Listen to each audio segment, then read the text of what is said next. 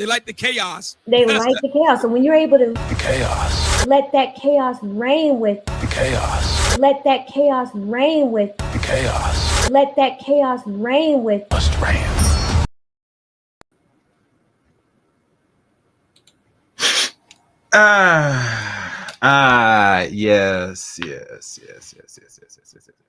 Yes. Welcome, guys. Welcome to another session, another podcast, another live stream here on the Chaos Rain channel. I am Chaos Rain here. Today, we're going to conclude part 2 of the Black male therapist, schooling modern women. Does feminism and whole accountability breakdown. Now, in this particular other half, he's going to go in depth about certain things with the women that brought him as a guest. Jeff St. James, a Black man therapist reside in the state of Philadelphia. And he's going to go in about talking about the incels incident and why men choose other women and don't want to stick with one woman, and many more. So we're going to look at this, give some commentary. We're going to sit back and enjoy all this good stuff. And make sure you guys support the channel, like always, if you can. Donate wherever you can. I have a new donation tablet, meaning I have a new donation soundbite for those that goes and donates $20 or more to the channel. Oh, what you're going to see is you got to donate $20 more to the channel to see that. You feel me? All right. So no further ado, let's not waste no time. Let's get this thing started. And please, guys, turn your mics up high. Make sure you give the video a like as you come in. Likes are free. And, if you want to participate in the chat room and want me to know or hear anything, just make sure you subscribe to the channel or throw a super chat, either or. Let's go. Let's begin. Fair use. Enjoy. Online, and even women too. That's why I'm hating women. But on the flip side, controversy is what drives the interesting part of that. I understand. To talk to someone who has a different opinion, it's awesome. So thanks so much for tuning in, guys. All right, so here we go. Let it begin. I hope you enjoy this part 2 of our interview with Jeff James, and you can find all of the links to. As I'm mixing everything up, make sure everything sounds good. All right, my sound's good, so we can listen in. Let's go. What's the first reaction when you saw the show Adolescence, which is like based in incel culture? I understand why it's extremely appealing. I understand why it's going viral. I understand why I believe it's the 3rd most watched show on Netflix history after being out for such a short amount of time, which is crazy. But it's wildly off in most ways in which they try to categorize what's actually going on. I'm being honest with you. And the problem with it is several things. But the first is they clearly did not use an expert on incel culture. Any expert go on YouTube when you get the chance and type in incel experts review Adolescence and see all the data they have in comparison to how the show tried to cover it to a degree. And it was only 4 episodes, so there was only so much, of course, that they could do. But I'm going to tell you one thing that I loved and I think they did get right. And it was very subtle. And I don't know if people actually picked it up enough. The first is when the 2 detectives were walking through the school. Yeah. And they're trying to engage with the students. And it's very clear, like they're just missing it. Students aren't saying anything. Nobody's really wanting to work with them. Like they're just getting all this resistance. They're not really getting anywhere in terms of their investigation. And the lead detective, after he talks with his son, and his son talks about the red pill, and he's asking his son, "Did you see the Matrix?" And his son's like, "What's the Matrix? Like, what are you talking?" Like, and they captured the confusion of people who aren't in it. Yes. Won't do this for a living, who aren't psychologists, who aren't psychiatrists, who aren't in mental health, who aren't in these spaces. Even people who are talking about it all the time. If you're not in it, you don't actually get it. Now, for those that are not familiar, I remember Mumia Absida Ali, that's on Rumble. he had a few people that did their own take and insight with this thing, what they call the incel phenomenon.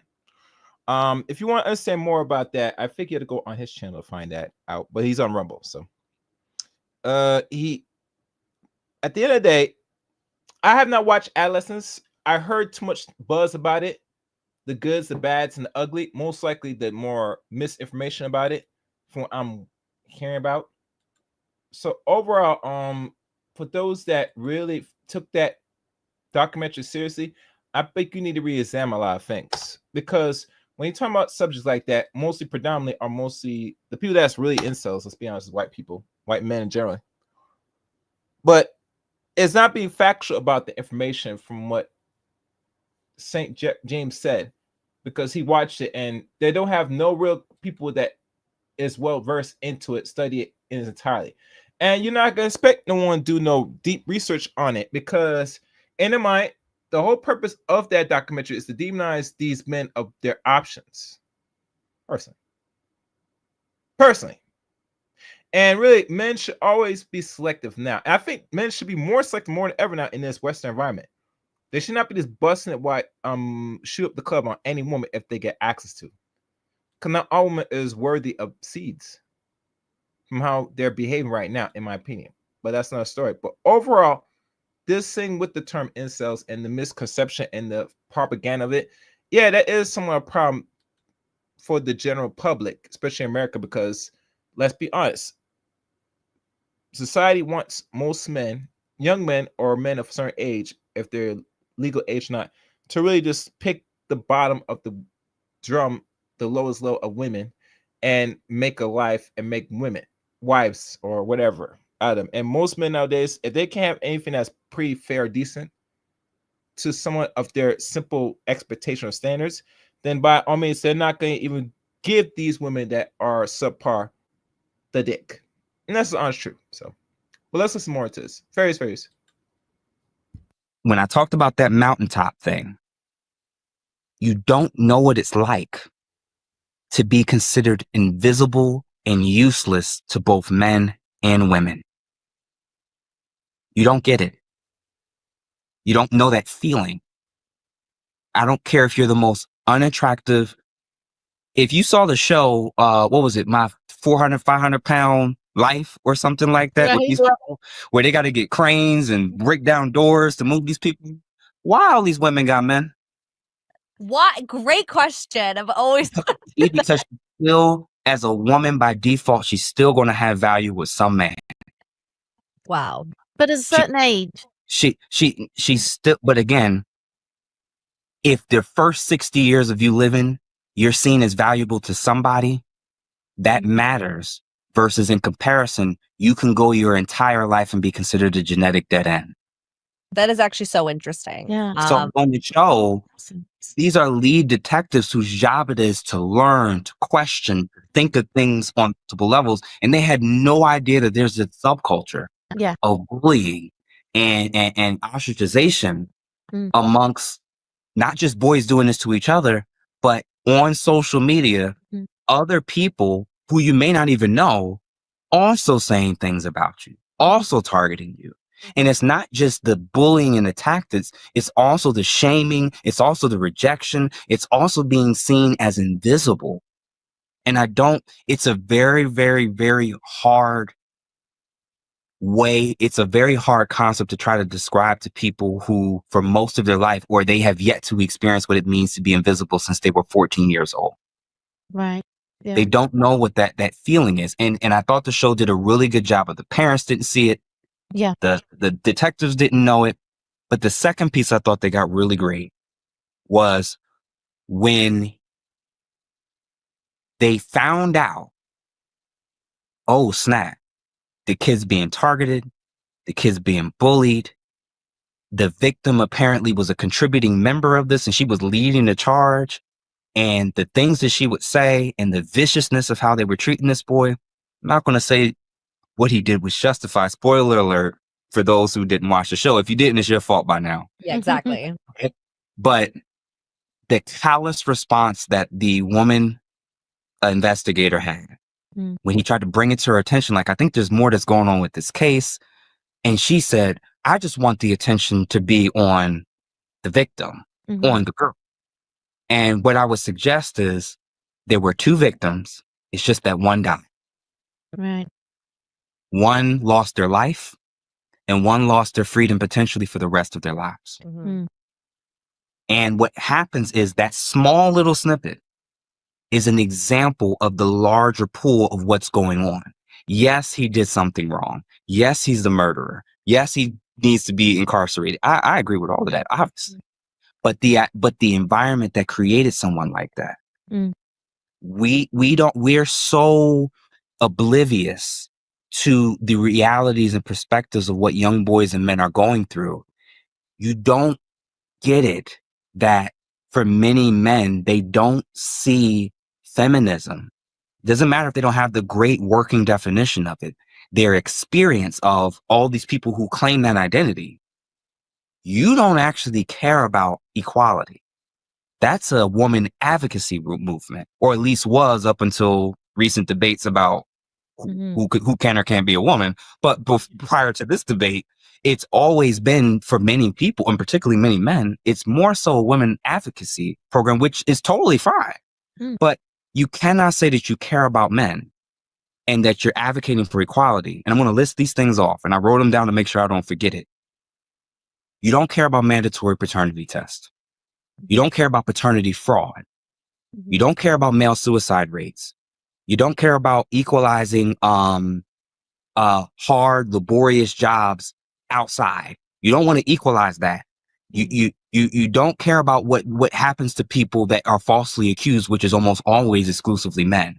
You don't actually care about the declining school performance, the rise in ADHD diagnosis, and the psychiatric medication that comes from it. You don't care about the lack of homeless shelters for men. You don't care about the weaponization of the family court, the equal custodial rights, reproductive say for men, reduction in child support and alimony, pathologizing of just men and masculinity in general, negative attitudes towards even men that want a nuclear family. You don't think or care about any of these things. And I'm not even saying it's just the feminists that don't care about it.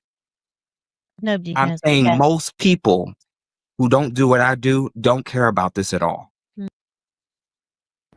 And Mr. St. James, you will never see him care because men are tools at the end of the day. They are an ongoing cycle to be used and abused, unfortunately, my good brother. And as long as most people in the West has that thinking, you're going to continue to see men go through what they do or go through what they're going through in this country, regardless their values and what they see men. Now, it would be nice in a perfect world that people should care about human beings on both ends, men and women, so everything is equal. But we don't live in an equalized, perfect world. We live in a very unbalanced, unequal, degenerate society that promotes, male aggression. Men are bad, women are good, vice versa. Right? So overall, it's passion that you lays out to these ladies, but these ladies can match what they don't understand. Really, the plight of men today. Let's keep listening in. Fairies. And you're creating, and we talked about this 80-20 rule. What's happening to the 80%? You don't care. Not good. And the beauty is if I just get the man I want, if I just get the partner I want, if I just I don't care about what's happening with men. Let's bring the attention back to women. That's what the detective did in that show. Right. And that is what society in Western cultures is unfortunately like. Most people only care about males or boys or men if they are their brother, their son, or their father, or their uncle, or their close friend. This. All right, let me take a quick pause for a sec, guys.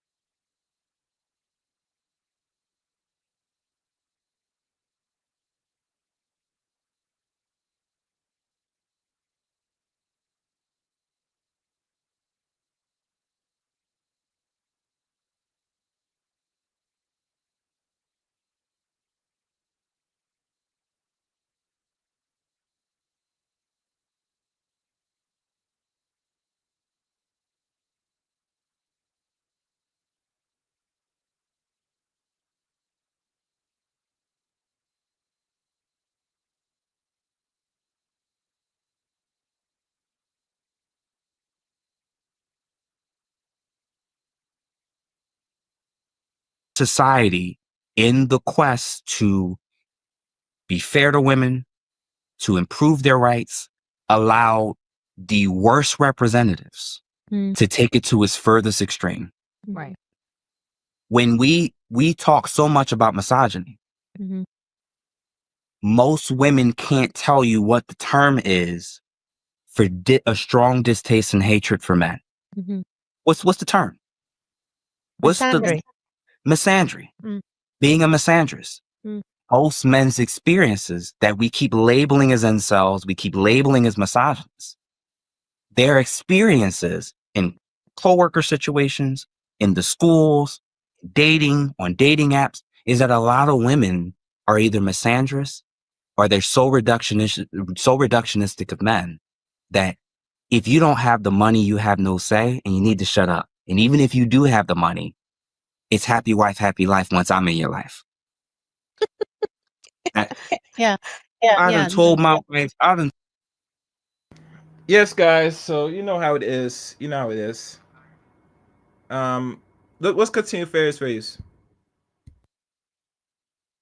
told my wife, we joke around about it all the time. When we're amongst other couples and friends, she sarcastically say all the time, the one thing I appreciate about Jeff more than anything is he's the same exact person in home as he is in public. He Right. doesn't change. Mhm. So if I'm going to say no, I'm going to say no. If I'm going to disagree, I'm going to disagree. And men not going through the natural maturation process as teenagers, as early adults, because they literally don't have the opportunity to with women. We can't be shocked anymore that there's an environment that's festering of boys and young men who unfortunately have a strong distaste. And I would argue, not even for women in general, women in the Western cultures and countries. Yeah. This is why they're running to the other countries and cultures where men are at least still seen as valuable, relevant, important. No, I So, think yeah, yeah, they're all very good yeah. points. Yeah. I think that like anything in the West, to redress any kind of any imbalance in anything, we've had to Mhm. go to some crazy level to the other side and Yeah. come to a middle thing. And why are we so surprised? Why do we have to have shows like Adolescence that, quite frankly, are pretty late in the game in Mhm. terms of culture? We're very Mhm. late in the game. And like you said, I talk to quite a lot of my friends, who are all parents, and they had no idea I knew about it because I'm doing this podcast and I see these comments all the time, and I was very aware of it. I've read a lot about it. They had no idea about it. And I'm like, you have teenage children and young adult children. How do you not know? How Mhm. are you that ill-informed? I agree What? with you. To You me, know it's what's very, crazy? yeah. I'm sorry to cut you off, but you want to know what's crazy? When you're in a market and environment where both parents got to work long hours Mhm. and both parents are out of the home for extended periods of time and both parents have to figure out so much and you don't even have one parent that's like really super involved Mhm. versus they both are kind of got 40-hour work schedules and one may have to do additional overtime and the cost of living is exploding. It's harder than ever before. Oh, yeah. For parents, men and women, fathers and mothers, it's a lot harder now. We are living in an area in New Jersey where our property taxes per month is the cost of most people rent across the world. Yeah, of course. Where our daycare is more than the cost for daycare for 1 to 2 kids is the equivalent of what 50 to 60% of people in the world make. Mhm. Yeah, of course. So it's kind of difficult to be super duper involved and actually know what's going. You know what she saw? My son's home. He turns the light off when I tell him to turn the light off, and he doesn't get in trouble. He goes to school every day. He gets good grades. Parents are just surviving. Mothers, fathers, people are just trying to figure this. You know what I'm saying? Like this is. I'm not saying it's a complete. That like there's no. They get no fault. They get no blame. I'm just saying that the context for what we're in is what's also creating this type of dynamic and environment. So it's. And then lastly, I meant to say the dynamic. Why is this exploding? And why is this so big in the UK? And why are these government officials getting all involved in this? I'm gonna tell you this right now. If you are a young woman or woman, period, and you're thinking about, well, oh my gosh, this incel thing and all these men want to harm me and hurt me and do this or do that. A huge percentage of the boys and men that feel that way, there's a reason why they're leading the statistics of being 4 times more likely to take their own life. Right. They're actually far more of a danger to themselves. Than to anybody else. Even in a relationship. Mm. You take a woman who's in a relationship with a man and a relationship with a woman, her domestic violence rates is significantly higher with another woman than with a man. Really? DV rates are up. Divorce rates are up when same-sex relationships between 2 women than her with a man. I know. It's the highest divorce rate is lesbian couples. Yeah, and so is the DV rate. What's the D? They should be having the most orgasms. That's unbelievable. Domestic violence. Yeah, DV rate. right. Yeah. So again, this show is so popular, it's so big, probably 250,000 plus people are probably going to watch it. And now they're again adding to this narrative that the most unsafe you can be is dealing with and doing life with men or males. Mm. And what I'm arguing is a huge percentage of them end up taking their own life. A very, very small percentage of them, if they get successful enough, end up finding a suitable partner, or they're going abroad to. Oh, if anybody have any questions, guys, put it in the chat room now, or leave in the super chat. Hey, one thing, that has been known. If you notice that, he talks about people with the 2 incomes and how one things were back then worth a certain payment, or how people used to pay things back then worth, like meaning how houses was back 20, 30 years ago, how much they used to cost to now. And the reason why that is because the economy and the inflation played a tide of why things went up. And the society pushes that you need 2 incomes. Now, can they say a man that makes 6 figures could suffice 2 incomes? Possibly, depending where he lives. But overall, you have to work and your woman has to work. She has to work as the amount as you has to work as man, the amount of hours, the amount of money, but she should put in her little ties, her little foot in to contribute any way she can, so everything comes out properly. But it goes that again that you gotta trust each other.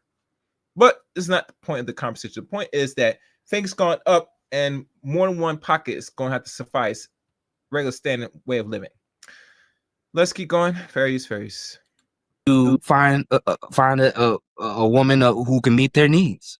So it's not to say that there's violence between men and women that doesn't exist. Of course, it's a thing. All I'm suggesting is that the show, there may be ulterior motives for why the show is being pushed.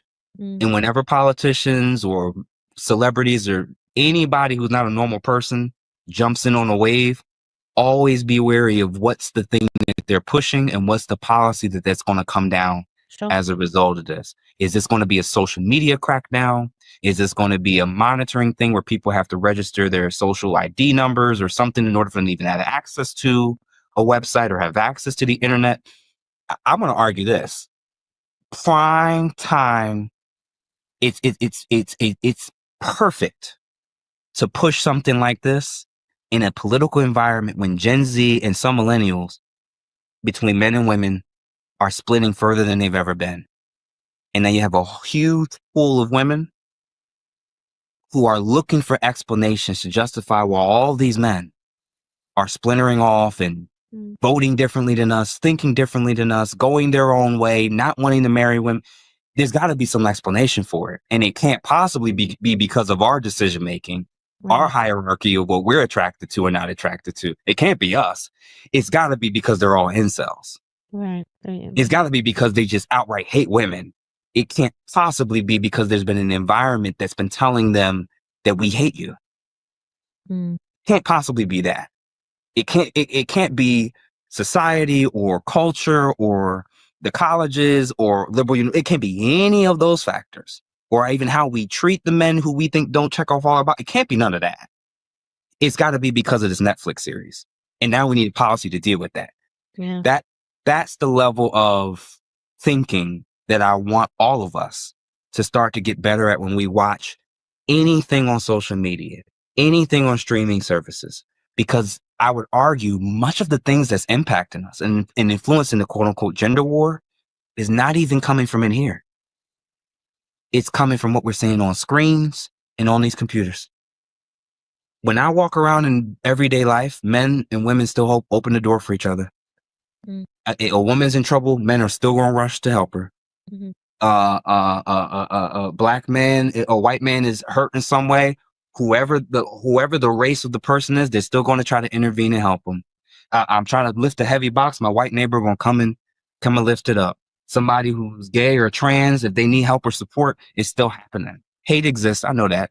But I'm telling you, the social media, the trends, what's going viral isn't actually 100% a reflection of what's actually happening most of our lives. Mm. You're actually not walking around and most men are spitting at you, calling you names, attacking you. That's not happening in modernity, not in mass. The majority of a huge percentage of the men that's a threat, they're arrested, they got records. No, absolutely. Like, I think obviously social media makes it look like Magnifies. everyone is out to get you, and that's Yeah, why we're having so many problems. So now adolescence, Mhm. as true as it is about exposing something that a lot of people didn't know, what's the takeaway? Mhm. That this is For the happening people everywhere. this is happening everywhere. Mm. It's crazy. It's so much going. Like, I'm gonna be honest with you. The U.S. and our thing of violence, we have the monopoly. It seems like on school violence. It's insane. We're not using knives. We're using guns, Yes. and much of it is in response to being bullied or being radicalized with some particular political or religious ideology. That's usually what it is. It doesn't make it any better, Yeah. but it's really not heavily connected. No, there is no significant data that shows that this is happening in mass. I'm telling you, if you went to the data and looked at UK stats of who's the primary groups doing the stabbings and the knifings, it's not who you saw on the show. Right. It's not who you saw. We don't have to go political or go into who is and who isn't doing. It's not who they showed on the show. You have a market of white males who feel so angry and disenfranchised and feeling like they're being blamed for everything, and they're not allowed to hold an opinion, not allowed to hold a view. And now you're shocked with the reactions and responses of what's coming. And it's not even all violent. It's just a noticeable shift. And in the end game, everybody can say, well, we're all going to lose in the end. The mountaintop is undefeated. Father Time is undefeated. Mother Nature is undefeated.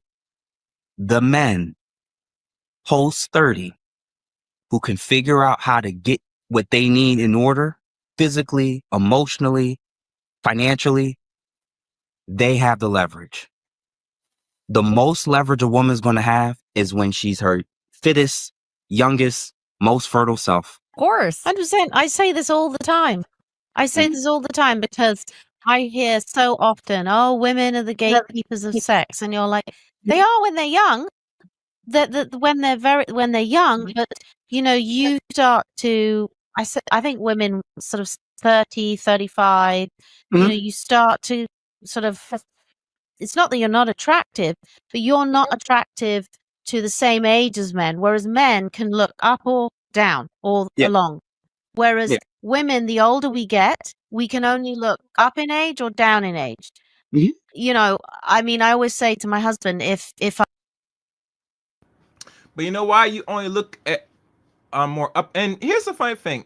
And what I'm about to do, I'm about to post a video, and it deals with the age gap thing that I discovered that was done by the research called what it called IQ Cupid. The famous let me hold on, guys. Let me find the name of it. Kind of want to say the name out. There's a special website for people that are not familiar with, which I know you're not familiar with. And guys, like the stream as you come in. What's the name of this website? Let me find the name of this.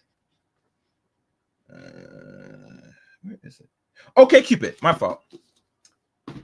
There was a trend and study throughout the first 10 years since the website was established, and I think in 2004. or 2003. No, 2004. What they have discovered, and I'm gonna give you a little insight, is that as people age, men and women, their mate selection decreases in ages. What I mean, as a woman gets older, if she doesn't get a man, either she was married or in a long-term relationship, or she just back on the streets, she is going to go for a man that's younger than her as she gets older in age. While a man, if he's not married or not in a long-term relationship with a woman, either his age or a little bit younger, not much by 5 or a few more years, he will, if he's older, like in his 40s and up, he will date a woman that is predominantly 10 to 20 years younger than him. And because this trend by the own online website called OkCupid, it's telling that men and women want different things as they get older in life. So you hear stories like Charlize Theron says she had intercourse with a 26-year-old. She'll do that because as she gets older, she's going to more gravitate to younger dudes to blow her back out. Just like dudes that are older, they want younger women.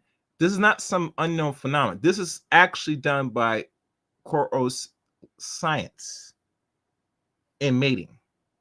For the website alone, OkCupid has revealed that it is factual that as people get older, they will decrease or increase the age range they want as selective partners or mates or just girlfriends, boyfriends. But I can't go into that because that's not the purpose of the show. But I will do short videos on it in the near future. Let's continue on. Phrase. God forbid we wouldn't get divorced. Or if we got divorced, he could find anybody of any age, and it would be a younger woman. Absolutely, be a younger woman. You said he's a lawyer, right? Yes, he's a lawyer. He can marry who he wants. What are we talking about here? Exactly. No issue. Be a lot. Exactly. There's gonna be a lot. It don't matter how he look. It don't matter how he dress. When they hear lawyer and they hear widow, oh, he need food. He need. Exactly. Oh no, it's true. Whereas I'd have to marry an 8-year-old For sure. and Michael would be like. I'm also marrying an 80-year-old, by the way. I'm not That's my saying there's plan. anything wrong with that, but Here she go. but it changes. I mean, we could obviously go on forever talking to you. There's so much to talk about. I know. So I wanted wanted to go back for 1 second. Yeah. Did you finish all of your thoughts on the cheating? Because we may have skipped a bit. I definitely prepped for this part because I figured this question. Let's go. It'll be our last little segment of the show because we've already gone over an hour, which I love. But I'd love to hear your thoughts on this. All right. So the main thing I'm going to say is I'm careful to avoid what's called a naturalist fallacy. And this is the false belief that because something is natural, it must be moral or good. So I just kind of put that out there as a qualifier with what I'm about to say. There's something called like a blank slate theory or socialization theory. And it's basically it's the debate about nature versus nurture. Mm-hmm. Most people who consider themselves feminists, they have a working presupposition or theory about human beings, men and women, and human sexuality. And their belief system is rooted in this. When you lean much more into nurture versus nature, anytime you see distinctions, differences, sociological reactions or responses for whatever reason between men or women, you're going to believe that you can socialize it out of them. And that's what it means is if you don't believe that there's biological, evolutionary hardwiring that's built into us to be attracted to desire, to do and behave in certain ways, you're going to believe that the sex that's not doing what you think they should be doing is because you can socialize them to now act like the other sex. Right. Okay. Yeah. All right. The reason why that's important with this topic and all others is because there is a version of femininity that believes any distinction, even when it comes to sex, is something that just has to be completely 100% socialized and changed out of men. And that as long as men start to behave, communicate, think and act like women, they'll be fine. Mhm. So when it comes to sex, they'll insist that there is no innate psychological differences between men and women. They'll functionally believe that because they're psychologically the same, we should have the same expectations. This is the issue. There's physiological differences. And the physiological differences some are very minute, but then some are massive with huge implications. These are some of the differences that I noted. And obviously, naturally, we know that there's differences between men and women: grip strength, speed, upper body strength versus lower body strength. We know this. Like, generally speaking, there's physiological differences, but there's physiological differences when sex occurs and when they have orgasm. Mhm. And I'm going to question I'm going to have a question once I list these off. And the question is this, actually. And before you question these things off, like literally, like he's about to really question it.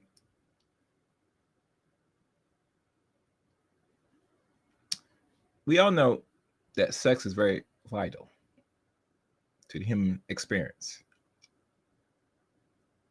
Do enough men get enough sex today in the modern world today?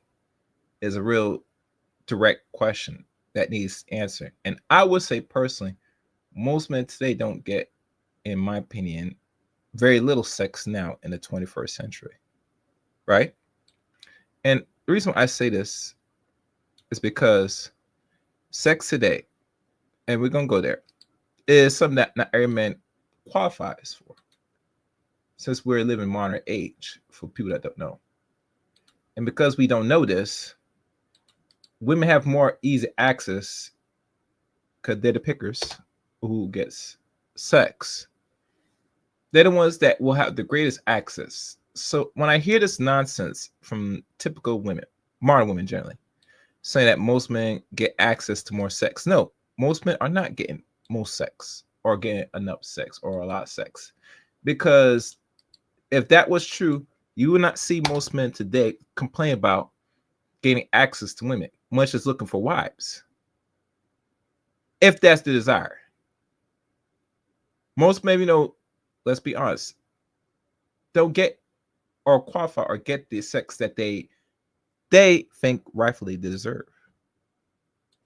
So this is not why we talk about the battle of sexes or who has more ease getting sex. It's always going to be determined by the woman. And a women know this. But like I said, most women nowadays are not bright. They are pretty much dumb, to be honest with you. But I'll leave that there. So let's continue on with the tip. I just want to add it in. Fairies. Do men and women experience sex? And are the consequences they experience from said sex the same or different? These are the things that I noted that were different. Men tend to have higher sexual desire and are more accepting of casual, non-commitment based sex. Sex hormone amounts and patterns are different between male and females. The hypothalamus, which is the region of the brain involved in sexual activity, is both larger and more sensitive to testosterone. Mhm. Men tend to experience quicker and more intense sexual arousal and orgasms compared to women. Research shows that women's sexual desire has more variables and is influenced by factors like self-esteem, relationships, emotions, and how they feel about their bodies, the relationship and overall emotional state, social consequences of clear communication of their desires in the domains of sex, especially sexually. So think of it this way, because that one could be a little bit confusing. If men were bluntly or straightforwardly honest about how often they think about sex, about the different ways that they think about sex, about the different types of women that they want to experience in terms of thinking about sex, if they were honest about how they felt sexually, are they rewarded for their honesty? No. And then lastly, That was quick. reproduction evolutionary drives for men or women.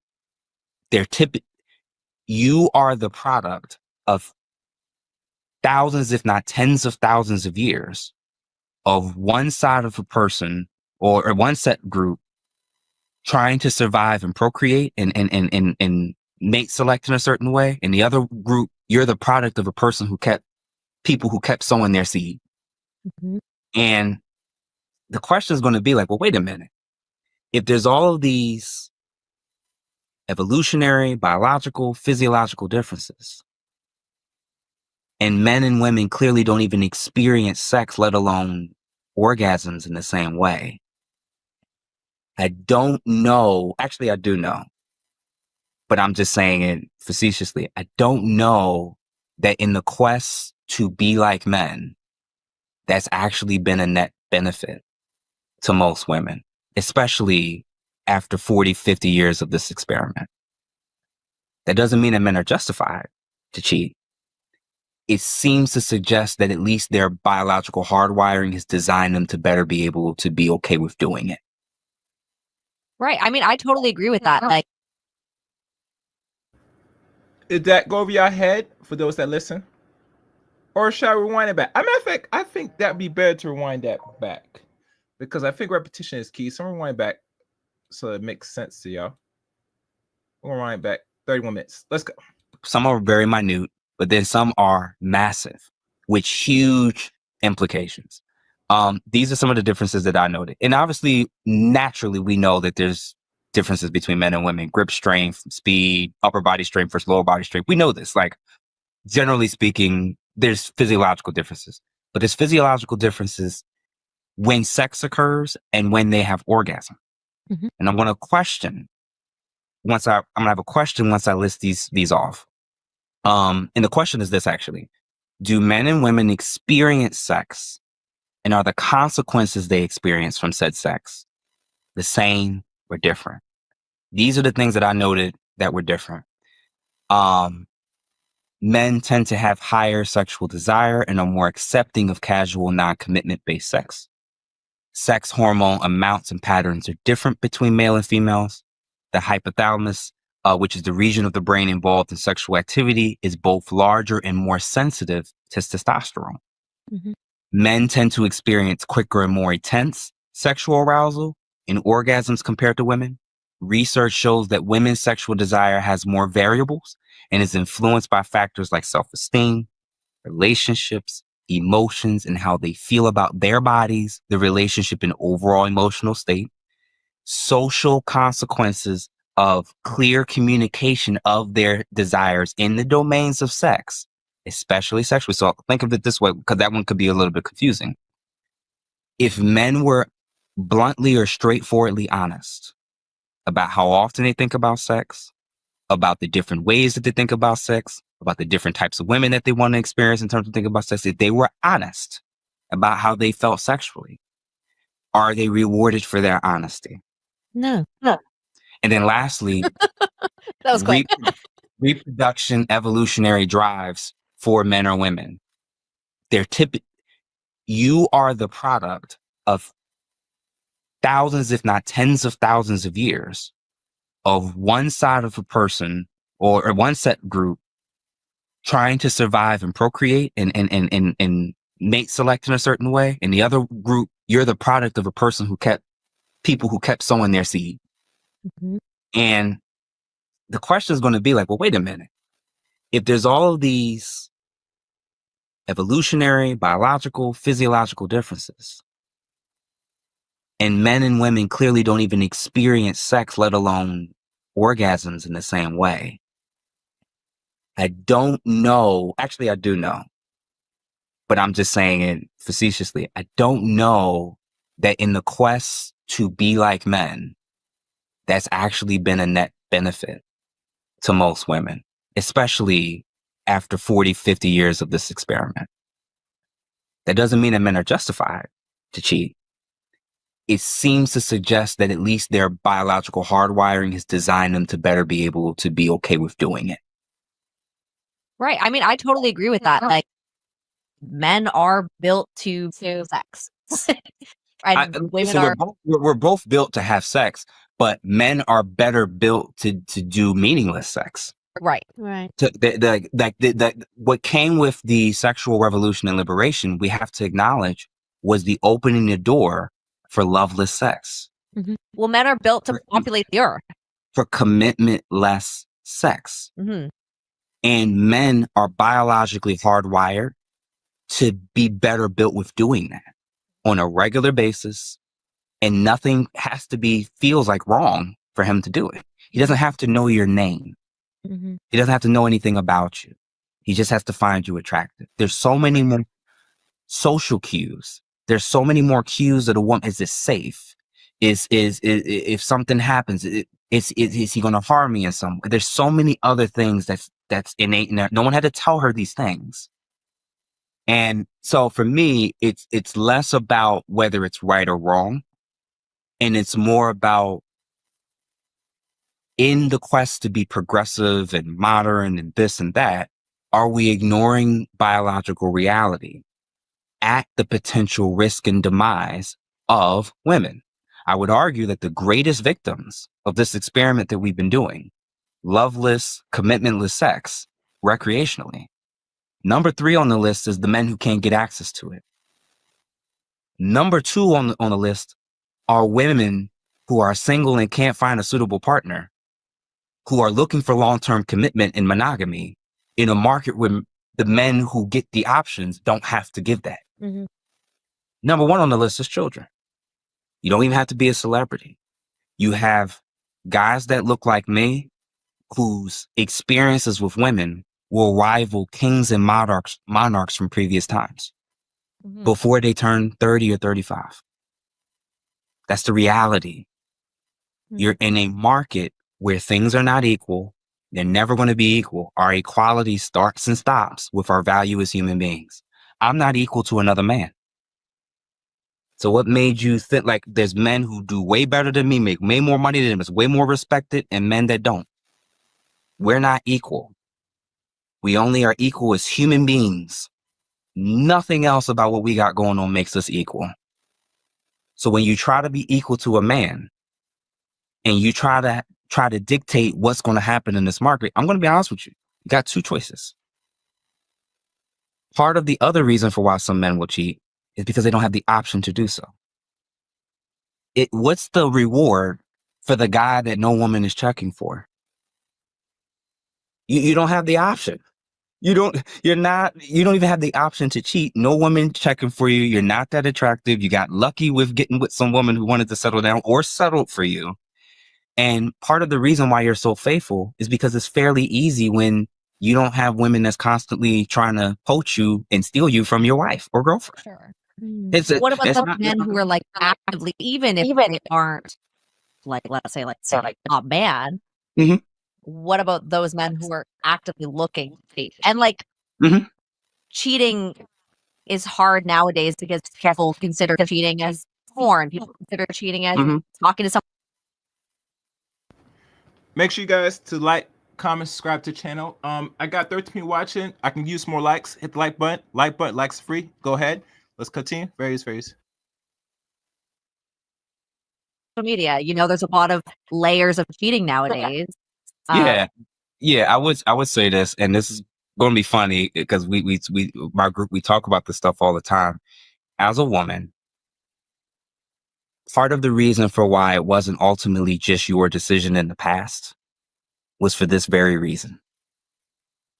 Because if you had to make it, let's say 100% of men cheated. 100% of men are going to cheat or have the capacity to cheat. 100%. And this question is, are you going to give one man 10 chances? Or are you going to give 10 men 1 chance? The amount of women who will say that they would that I'm done after the first time. Every time I don't tolerate it. I don't this, I don't that. What I'm suggesting is going to sound kind of controversial. You only have 3 options when it comes to mates with men. The man who probably doesn't have the option to cheat, and the man who does, and the man who has the option to cheat. You have to make a decision of whether or not you're going to stay. There's men that probably will never cheat on you. They won't have the opportunity to. Ain't no women going to try. That women go give him the time of day. He plays video games all day. He don't go nowhere. He don't do nothing. He doesn't check off 8 of the 10 boxes that women are looking for. Chances are, or if he's extremely religious and extremely disciplined, and if you don't want the guy that most other women don't want, or if you don't want the guy that's ultra conservative or ultra religious,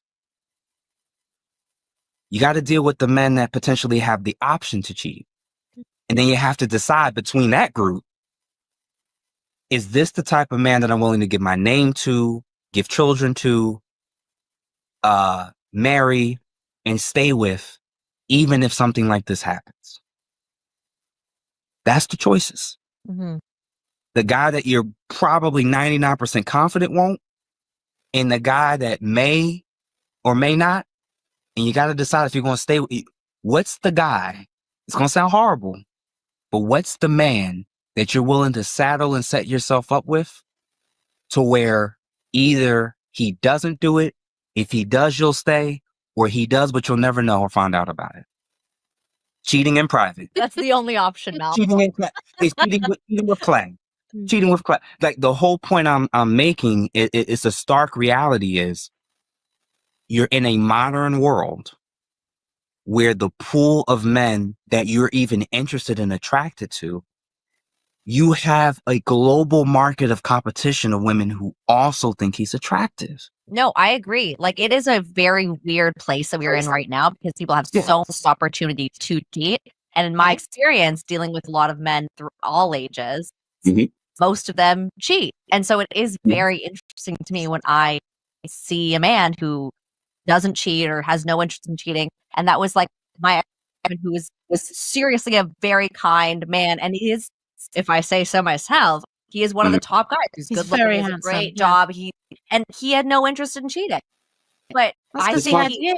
well, I know, obviously, but I think he's abnormal. I don't think it had anything to do with me. I think it was his. It usually, listen, it usually doesn't. Because it still is his decision at the end of the day if he wants to do it, regardless of what you're going to do or not do.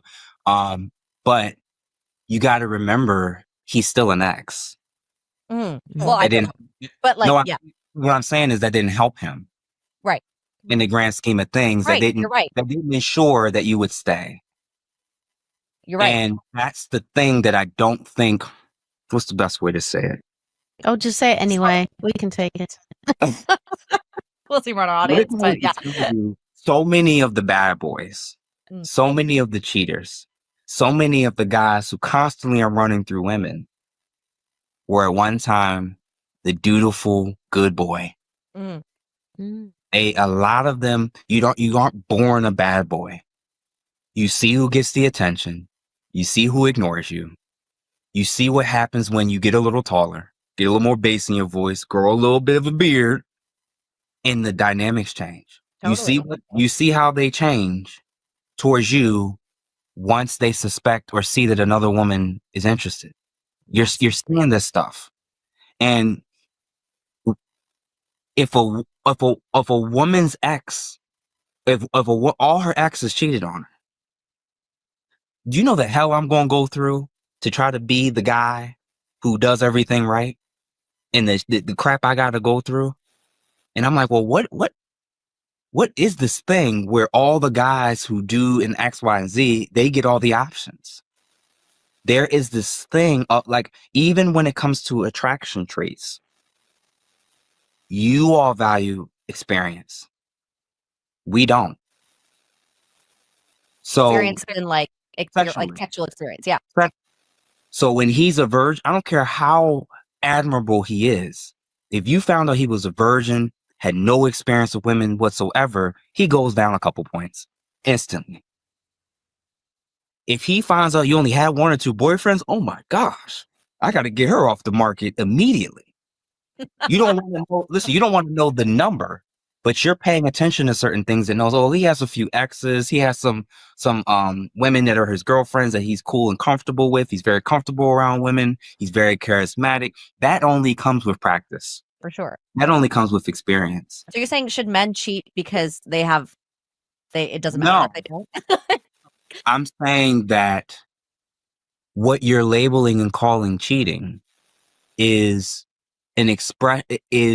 labeling an aspect of reality that was a market that was artificially created by the women and their standards.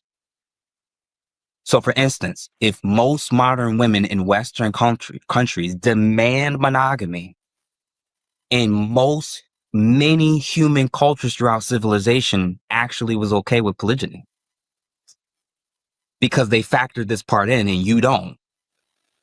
The consequence is going to be is you keep leaving for cheating because he's not allowed to have a second wife or girlfriend. Mel hates cheating. This is her favorite. Okay, guys. I'm sorry. I got caught up. You know how the show is. Now he's going into the thing with the cheating. And this thing about polygamy and etc. So I said here on the Chaos Rain Show, and I'm not sure if I said it many times, but I'll repeat myself. A man has the option to explore his options. And usually most men nowadays, I say this personally, men are gonna do what they're gonna do, And cheating, I don't like that word cheating person. And the reason I don't like it because it's not really cheating unless, the man tells you up front or he just does it anyway and you find out one way or the other. But my biggest issue with a lot of women today, modern or whatever, what makes you think a man that either has the option or don't have no options is not going to look for another woman to occupy his needs? Because one woman is never enough. For a lot of you ladies that don't know. And because you don't know this, the dudes that you deal with, whether he's tall, fine, ugly, whatever, if he's going to entertain another woman, he will, or she's going to entertain him. Either or. A man is always going to, make the decision if he's going to screw another woman or not, whether or not. It's how you deal with after you find out. Do you stay or go? It's the biggest question. Now, do I tell every woman they need to stay? Not really. But I'll tell you one thing. As the environment stands, the earth is occupied wide. There's going to be always more than you and less of us. Now, if there was a great shift where there's more men and less women, then obviously most dudes are going to have to share a woman. But as the environment as it stands, there's always going to be imbalance between men and women. I don't care what people said data shows. So obviously your man is always going to have more than one partner. It is what it is. Is either you're more aware of it and move accordingly and have a conversation with your man that you love, or you're just going to sit there and just keep getting your heartbroken or just get surprised every time another woman tries to take your man. It is what it is. The world's a wicked place. But I want to hear more about this. Let's go. Let's listen in on this. And it's very important. Listen carefully now. Topic in the world. Which is fine, but I know that if you were born 500, not even 500, if you were born in another culture, another time, another civilization, you probably wouldn't have the leverage to be able to demand anything about this man is going to be with me and only me for the next 60 years of his life. He gave a dowry. He was a king. He was a monarch. He was very wealthy. He had this or that. And him having two concubines or your wife number 2 or 3, that's just what it was. I'm not saying that was good, but that was the part of human nature that people from the past and tradition accepted as a reality. When you are a blank slatist, your reactions and responses to something that clearly they're more designed to be able to do way more easily than you can is going to trigger you to constantly want to divorce, leave. Now I got to find a new guy to sleep with. Now I got to find a next partner every year. How many men do you want to do this dance with before you make one of the two major decisions? I need to get with a guy who's not going to cheat and stay with him. Or I need to get with a guy who potentially could cheat, but I'm going to stay with him because he checks off all the other boxes that I'm looking for. That is the woman's decision, Mr. James. That's solely her decision. Now, I think most women today, as I see it stand, don't mind going on what we like to call, and I'm about to play, guys, the carousel. They love to ride the cock carousel and jump on many end a relationship get on the next carousel, and next relationship, get on the next carousel, and another relationship, jumping on the carousel.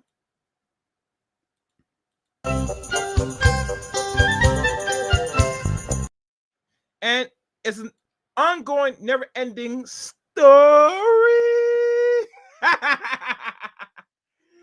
So I think most women today, modern or whatever you want to label them, don't mind jumping from the carousel to the carousel, because in their mind they think that if I can't have you, I'm just gonna find another man to replace you. Case in point, check out Cardi B. And I'll use her as an example because she likes to mess around with many men. She don't give a crap. Hell, she one time said she drugged men and put transgender men on that man. So, they just don't care. They'll go on the next carousel as long as it takes. Case in point. Keep that in mind. Let's go. The guy who is extremely good looking, extremely tall, makes all this money, and is also going to be faithful to you for the next 50 plus years of his life. So what's the percentage on that? We'd have to look it up. If 1% men is just based on height, weight, height, and salary, he's 1% of 1%. No, it's a very interesting case. So listen, that ex, don't let me call him, because I fixed it. I say, listen, man, she gonna fix it. Y'all good. She forgave you for whatever. The reality is things change, and that's just it. And I don't want to say it's justified. It's just I've seen the story, and it's in my community as well, and it's where it's most highest divorce rate, lowest marital rate, highest rate of single mother households. Everything is skewed and horrible, and all of these women are coming back out there, older, more kids, more jaded, man after man. At some level, you can't listen. You can date women, you could be by yourself, you could date a man that nobody else wants, or you could date the man that everybody else wants, and whether he does tactfully do a little something on the side, you're not leaving. But yeah. It's definitely a hard thing because women really don't want to look stupid, right? And so if we are dating a man who is hot and like we're just hoping that you're like crossing our little fingers that like he's just not going to cheat, I think the biggest thing about it is like women really don't want to look like, we don't want people to feel bad for us. Like, and so if our community knows that we're with a guy who's really good looking but he's cheating on us, like because now we're able to leave, we're most likely not going to stand for that because we can't take the opinions of other people that are negative. Yeah, it's true. As women. I'm going to say that there's pros and cons to caring so much about a bunch of people pay your bills. And guess what? They got cheated on and now they alone. They getting cheated on. Being alone is better though. Yeah, you said what? Maybe being alone is better though. Okay, but I'm assuming these millions and millions of views and likes and sharing of content of them saying how hard it is to find the right man and how lonely they are and how upset they are and how they regret their divorce. I think two things are true. I think that there's women who are genuinely okay with being on their own. They got peace. They're fine. They're not looking for partnership and they're cool. Like they don't want kids or like that exists. There are people like that. A huge percentage of women are not. 100%, yeah. And the social factor of constantly trying to measure what you're going to do with your life, your marriage, your livelihood and financial situation based on how other people who don't pay none of your bills, who aren't going to do much for you and can't fulfill your needs in any of these other categories. Listen, the harsh truth is if fathers and uncles and male role models had more say, had more influence, and were respected enough to even be asked their opinion, none of this would be new information. Mm-hmm. They would tell you there's this group of men you probably want to avoid and stay away from. and is the group of men that you need to cling to no matter what. And this is how you identify them. Do not spend your teens and your 20s chasing all these men that's going to do all these things. You're probably never going to be able to have a man that successfully checks off 10 out of 10 boxes every season, every year for the rest of your life. So when he loses his job, when he has a slip up, when he has a down season emotionally, when he's not the best father, husband, partner, he forgets some special occasion. You have to find a man that you're willing to deal with the rigors of life, even when he doesn't always live up to all 10 boxes. Because guess what? You don't check all 10 boxes. No, that's absolutely. Melanie checked Absolutely. off all the Melanie check off all 10 boxes. Melanie does. Right? But the point I'm making is, remember, I don't know if I want to agree with that. I don't know if I want to agree with that, Melly. Mel, let me see, Melly. I gotta look at your profile, Melly, to see if you really check all 10 boxes, baby. That it is what it is. I don't think you check all 10 boxes. The most you might check is like 2 or 3, but 10 boxes, I don't know about that.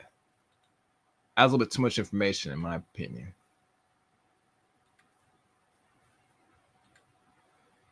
But what y'all think she checks all 10 boxes? Anybody? No? No? I don't think she checks all 10 boxes though. Anyhow, let's keep going. Let's keep going. I don't want to get distracted. Fairies. remember what I said about that 70-80% initiation breakup and divorce thing? It's not because women are checking off all the boxes and showing up in all the ways that they agreed that they would. It's just men are still willing to stay. Mhm. I said something to my wife. She was so mad. I've said it in public settings. She cussed me out. She came back and said, and now when I say it in front of other people, she's like, you know what, y'all? He right. What if we viewed when you get in a relationship with a man and y'all are going to be monogamous, right?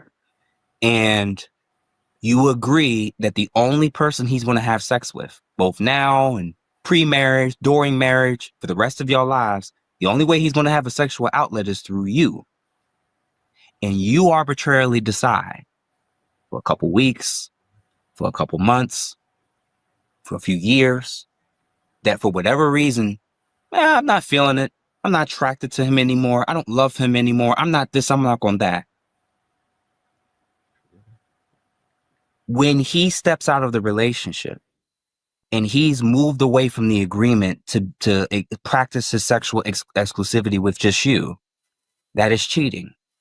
But when you have an agreement that this man and you two are going to do this, and he can only get access from you, and you omit, withhold sex, especially if you weaponize it, you're being unfaithful. You know, I'm gonna let that run one more time. It just went over my head. I don't know if it went over your head, ladies and gentlemen, especially ladies. It went over a lot of these women's head. I'm gonna rewind that back briefly so you get to absorb that one. Let's rewind. In a relationship with a man, and y'all are going to be monogamous, right? And you agree that the only person he's going to have sex with, both now and pre-marriage, during marriage, for the rest of your lives, the only way he's going to have a sexual outlet is through you. And you arbitrarily decide for a couple weeks, for a couple months, for a few years, that for whatever reason, I'm not feeling it.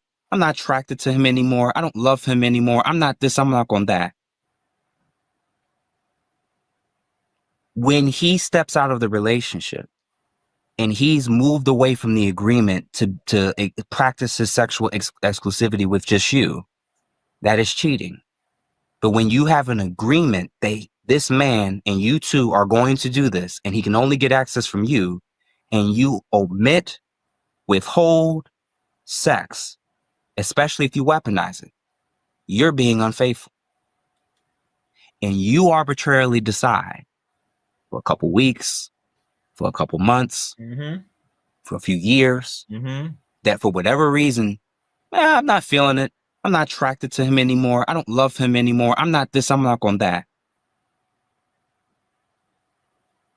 when he steps out of the relationship Mhm. and he's moved away from the agreement to practice his sexual exclusivity with just you, that is cheating.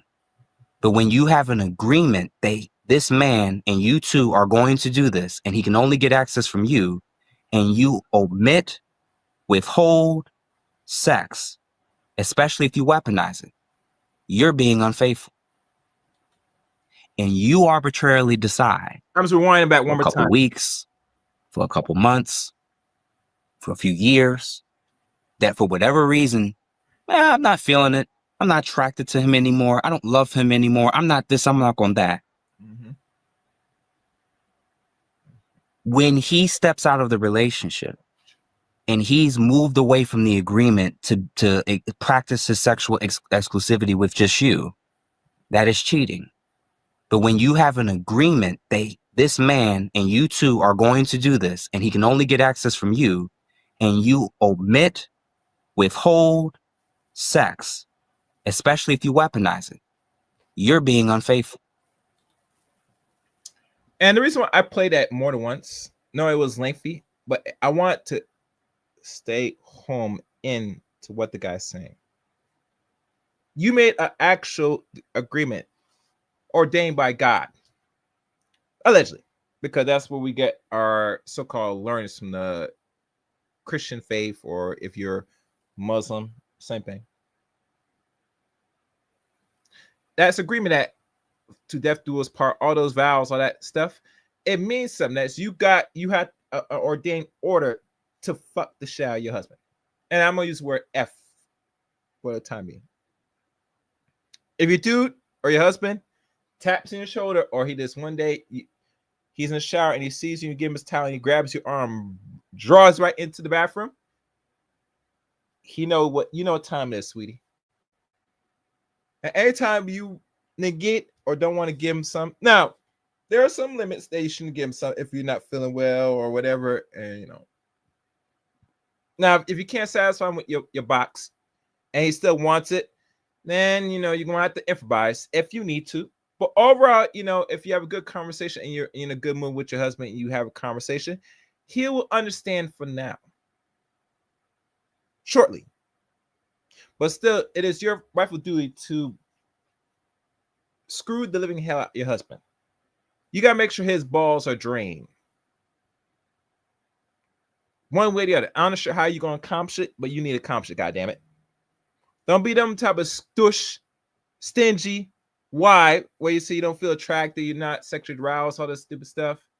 No, that either you're gonna do this or he's gonna step out and go find that woman to do so. And I know it's why that woman getting a feel said, like, who gives you the right to stop your husband?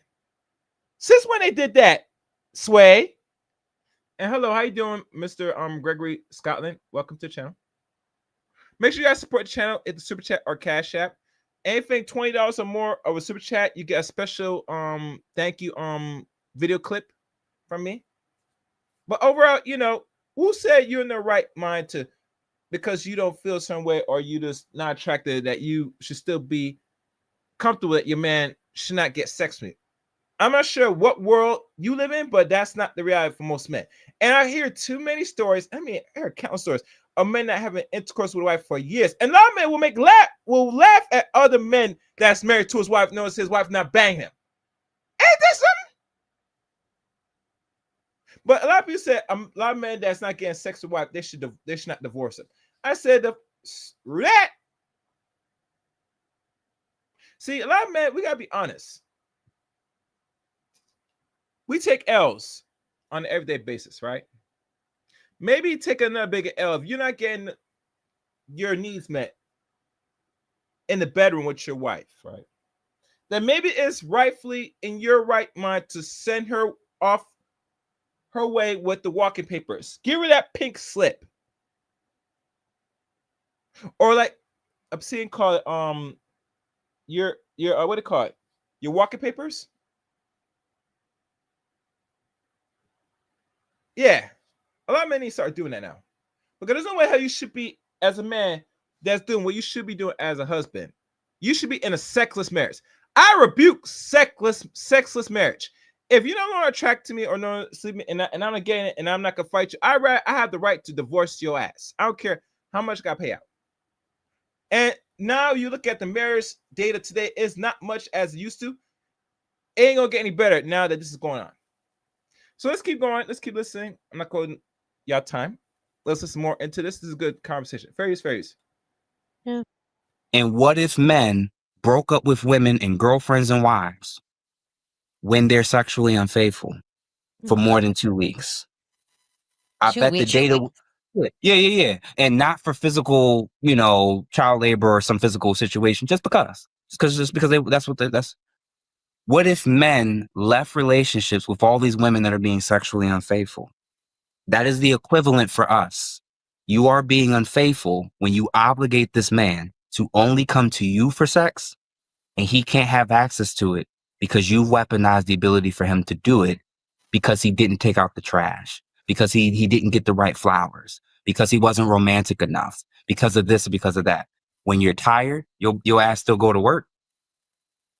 When you're frustrated at work with your boss, you still respect them. You still follow the rules. Like in every other area of life, you figure out a way to still show up. But then when it comes to this particular area where he can't go to outside, when you don't want to cook, he can order takeout. He can order delivery. When you don't want to clean, he can hire somebody to come in and clean. But when this area that you've made that says he can only get it from you, you don't show up in, what if that's an area of unfaithfulness that's heavily contributing to this whole situation? And I do agree with you 100% to an extent. I think 2 weeks is very dramatic. With women's hormones, like we get a little bit nuts sometimes, and that's just how we are. But I'm setting the bar high for my man. You are really. Then y'all can negotiate from there. I'm not starting it at a month. Like 2 weeks, then we can negotiate. Yeah, that's totally. What I think that is really interesting. Like, if they're like, let's say it's a month, right? Like, which I would say is a long time to not have sex with your partner. Like, I would agree that a month is a long time. Obviously, like even 2 weeks is. I also agree that that's a long time. I don't think it's a divorce reason, but I would agree it's a while. What would you be like? Why doesn't the woman allow him to go see another woman, or why doesn't the man ask to go see another woman? Let's say a sex worker or something like that. Because you were born in a society where monogamy and monogamous relationships are normalized. That's the only difference. And you'll be shamed by the other women if they find out something's going on. If you were born in a society or culture where it was very normal for a man to have a concubine or have one or two or three women that, sister wives or whatever, and this is normal, it's natural, it's been happening for 500 years in your culture, this wouldn't even be a conversation. So the reality is, in Western culture, as we become more individualistic, less communal, we're all about self and what we want and our desires, not even about our kids or about the man or about the family or the nuclear. This is the consequence. There's pros and cons to all of this. No matter which side of the aisle you pick, this is just the one where my interest is more so on the outcomes. Are women in mass globally in Western countries getting the outcomes they say they want? If they're unmarried and they want to be, they're single but they don't want to be, they want kids but can't find a guy to do it, and they're constantly in competition and comparison mode with the women around them. The reality is the market's already moved in a direction where women are sharing men whether they realize it or not. You're sharing women when he's cheating. You're sharing him in Atlanta, Georgia. I had a woman last year. We were at a friend's house and we were all hanging out, and she was saying that the dating market is so skewed because a huge percentage of the men that go down to Atlanta and live in Atlanta are gay or bi. So the ratio of men to women is like heterosexual men is like 10-1. These guys are going on dates with 3 women simultaneously in Atlanta. Wow. Everything's out. What he got to lie for? That's not cheating, because he's in an environment where he now realizes what it is, and she realizes he needs to make, look, and be a certain level for me to be okay with something like this, and they're fine. That's actually what a lot of human history is actually resemble. The more desirable a man was in every ancient culture, was he following the rules that y'all are trying to put on men today? The equivalent, if you are a top 1% man, you're 6 feet tall, you make 6 figures, and if you are white, black, or Hispanic, you are desired by 80% of women that's on the planet. Period. Period. He said not 50, 80% if you meet the so-called check marks of a man.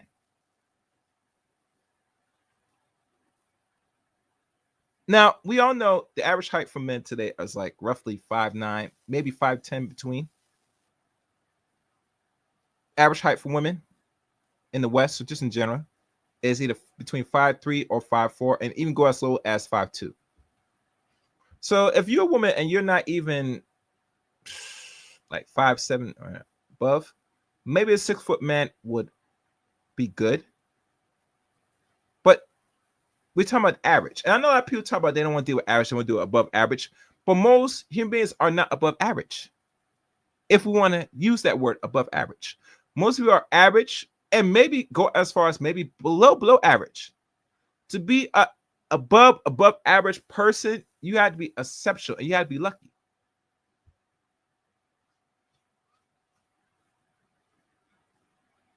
Not every woman is going to get above average men. And our women are not above average women, if we want to use that word. So if you deal with a man, like Mr. James said, he has to pick in the litters and he's not going to really stay with you as one woman. And if he does stay, you got to be exceptional for him to stay around while you still deal with him with his options. And these are conversations we don't have enough. For those that know. Support the channel, guys. Hit the super chat, Cash App. And like always, subscribe to the Chaos Range Show. You know you like this channel. You know how I'm doing. Let's keep going. Let's go. Fairies. It's Asian men who struggle the most. And then when you flip it, Asian women, depending on the stat, are usually number 1 in most desirability globally. Then white women, then Hispanic women, and then black women last. Wow. So that's the stats. That's the truth. It's not all great, but if fathers and uncles weren't welcome to give you a heads up over the last decade, you went the last decade through trial and error. Right. Nobody does this. Nobody was doing this historically. Trial and error, recreational sex, being liberated. Listen, you could vote, you could own a home, you could rack up a credit card if you want to. There's a lot of great things that women have gotten access to, but there were also consequences that came from it. Of course. I literally told you I had almost 75 women that wanted to match with me from 2 hours in one city and 30 minutes in another. Hadn't even gone through the city yet. That's the reality of it. And guess who created that market and killed chivalry? It wasn't us. Yeah. It wasn't us. Like there was an era where I had to do and own and have so much to even be at a space where I could approach your parents about wanting to talk to you. You wanted that gone. I can choose. Your only way of choice is through experiences. And if you're going decade after decade, experiencing, is it making you healthier, whole, happier? Or is it are you making you feel more helpless, hopeless? Like, what's wrong with me? What's wrong with the men? Like, that was the issue. Your mate selection, you get lucky if you find somebody. Yeah, no, for sure. Most people's experiences are yours, not Melanie's. Nowadays, 100%. I know Mel is so lucky she has her husband. He's the absolute best. I'm thankfully enjoying the go through of everything. Like, I don't have that angry woman mindset yet, maybe hopefully never, but just because I allow myself to kind of be present and allow myself to make connections organically instead of just online. And it feels a lot better. And I have a weird setup high self-esteem. So it's just, I feel okay about what's happening right now. But, talk to me in 5 years to see if Do you I'm want still cool and see if it's okay. Sorry, what'd you say? Do you want kids? See, that's still up in the air for me. I could be good either way. Like it's not like a thing. I know some women have like a real heartbeat of I want to be a mother. As feminist as I am, I know kids are in the cards for me, and I'm totally okay with that. But that's also like I see what my life, who I would want my ideal partner to be, and that would be an older man. So there's a lot of factors that I'm going through, and I feel really sad for a lot of my young women friends who are still trying to be moms and having to feed their eggs and all of these things that are coming with that. But I also see a lot of their freedoms, obviously, like the way that they're able to make money for themselves and their families, and they're not able to be supported by a man. Like they don't have to live with that. So there's obviously the goods and bads, and I love everything you're saying. I think it's so great to get a male perspective, especially someone who's in the US. I know you experience things a lot differently than we do up here in Canada.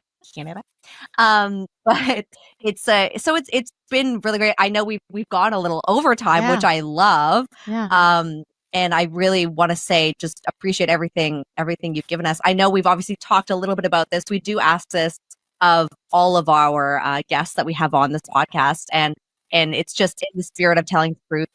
What is the one truth that you would tell your younger self? Oh my. Oof. The whole Big one. Yeah.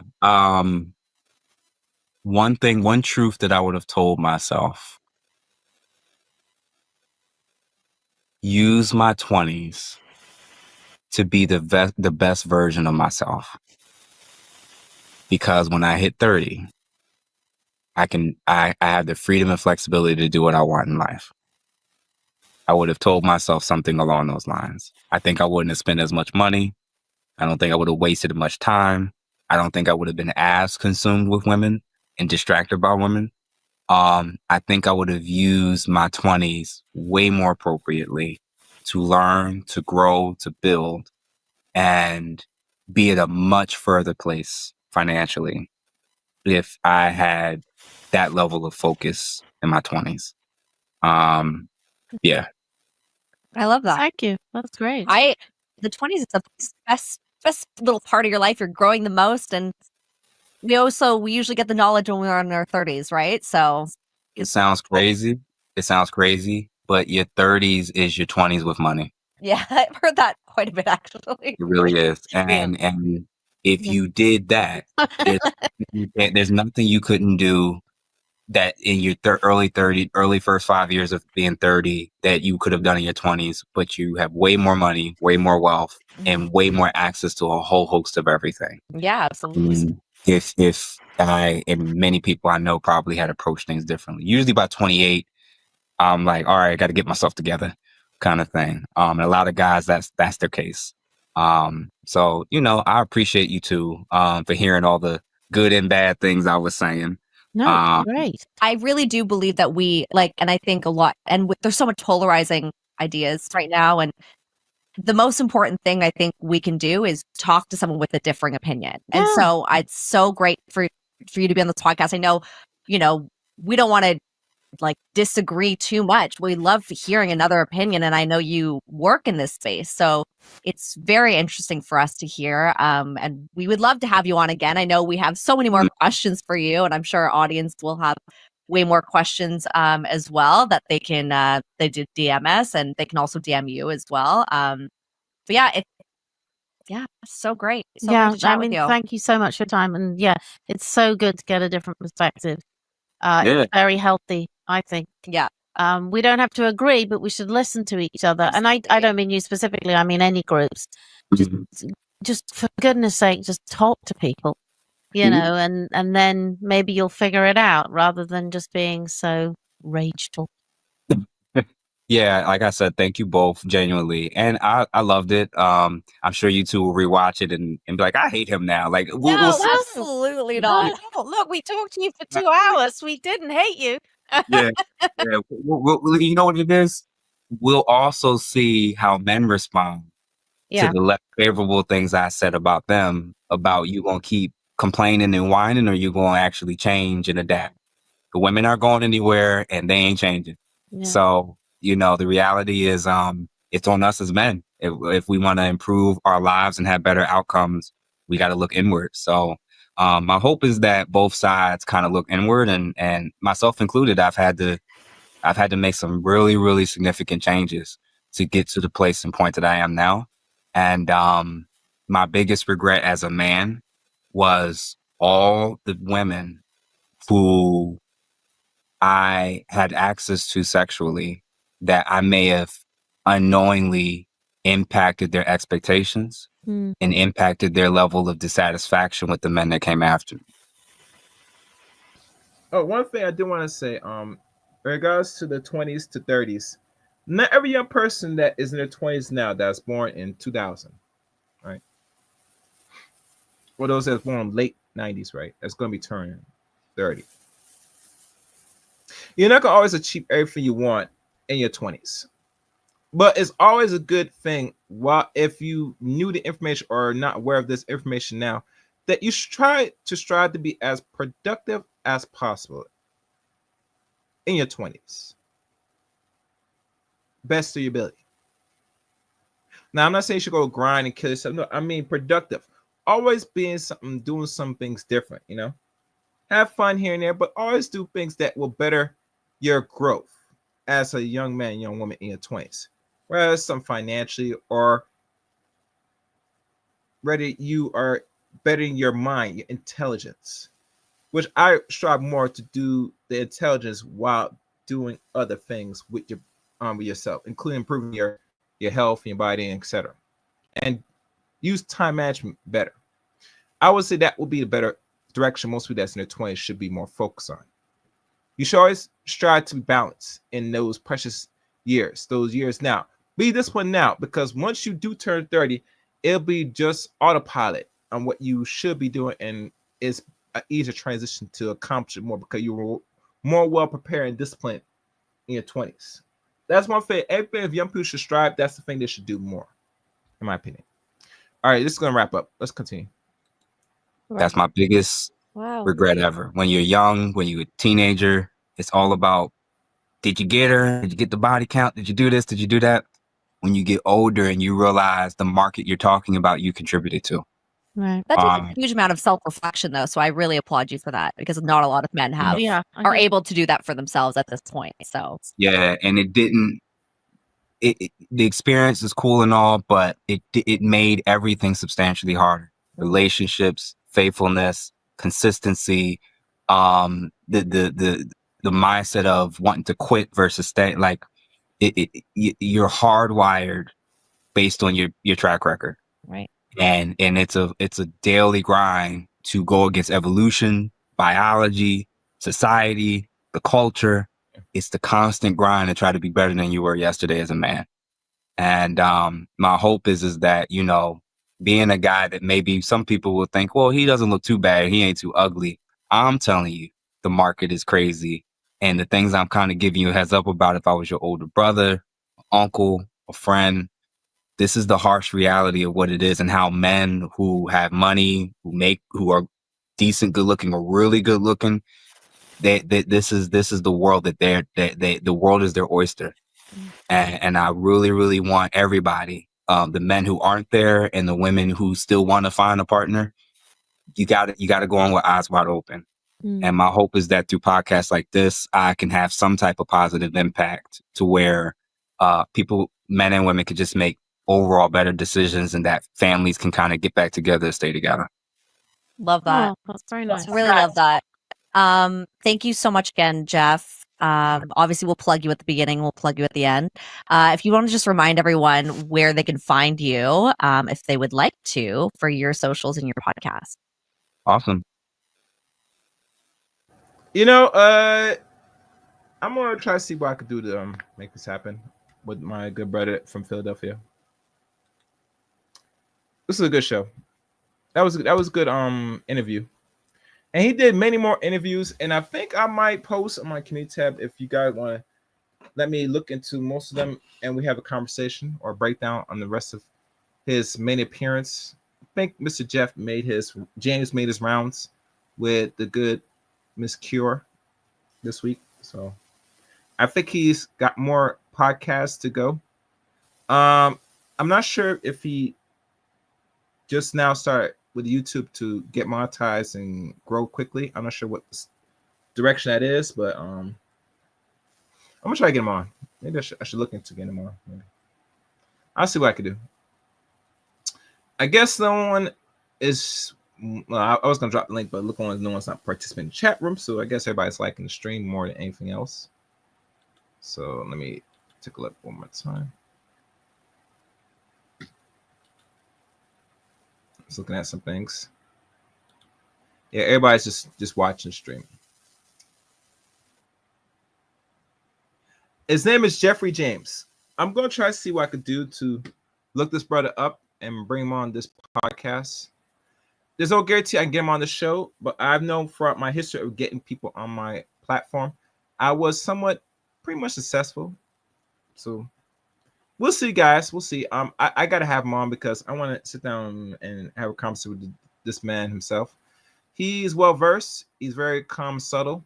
And if nothing, I'll do some other content on this brother because I think what he has laid out for a lot of ladies, he brings out the real points of the relationship and how we should see ourselves. So, yeah. Oh, if you guys like the stream, you can support the channel with a super chat or cash app if you choose to. $20 more will get a special video super chat for those who want that. But yeah, I'm gonna find some way to get this brother on. Right now he's doing a lot of interviews with a lot of content creators. So maybe if I'm lucky, I can get him on this show. As you know, the Chaos Rain Show is not really a big platform. As you know, this channel has been going through its ups and downs, rather suppressed or whatever case that's holding people that's following this channel. But overall, I'll say this. There's nothing this guy said throughout the whole 2 streams that was wrong about men and women and the expectations we face as a unit. So, yeah.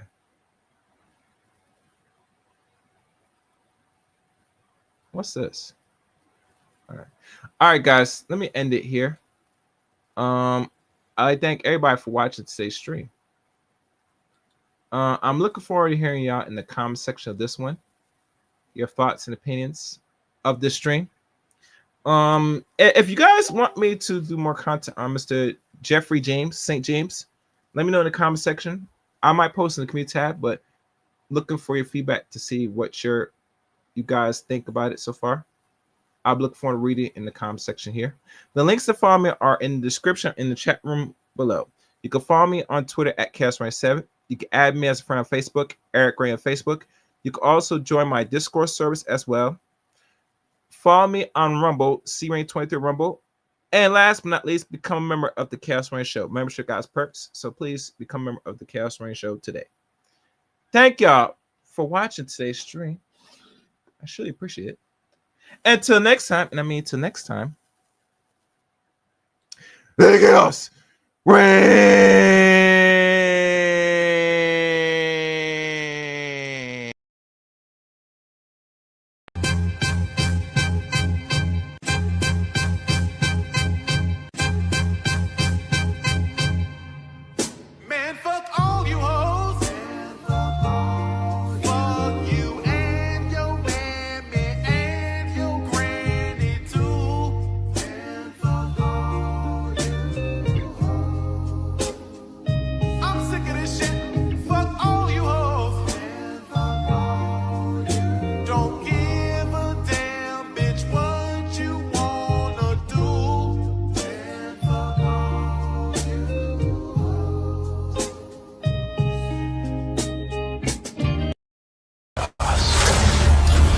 They like the chaos. They That's like the chaos. So when you're able to The chaos. let that chaos reign with you, The chaos. let that chaos reign with you, The chaos let that chaos reign with you, must reign.